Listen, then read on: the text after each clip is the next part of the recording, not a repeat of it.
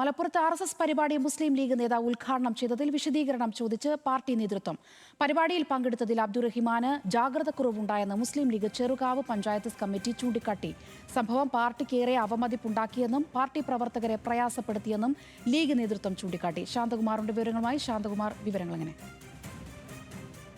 സ്വാതന്ത്ര്യദിനത്തിലാണ് Kondotty block panchayat പ്രസിഡന്റും മുസ്ലിം league നേതാവുമായ PKC Abdurahman സേവാഭാരതിയുടെ road ശുചീകരണ പരിപാടി ഉദ്ഘാടനം ചെയ്തത്. അതിന്റെ ഫോട്ടോ സഹിതം പുറത്തു വന്നതോടുകൂടിയാണ് വലിയ വിവാദവും ഉണ്ടായത്, വലിയ ചർച്ചയുമായത്.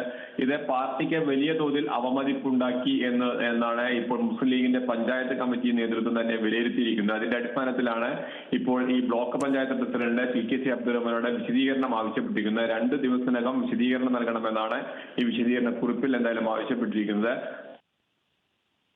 ശരി, ശാന്തകുമാർ വെള്ളാലത്താണ് മലപ്പുറത്ത് നിന്നും വിവരങ്ങൾ നൽകിയത്.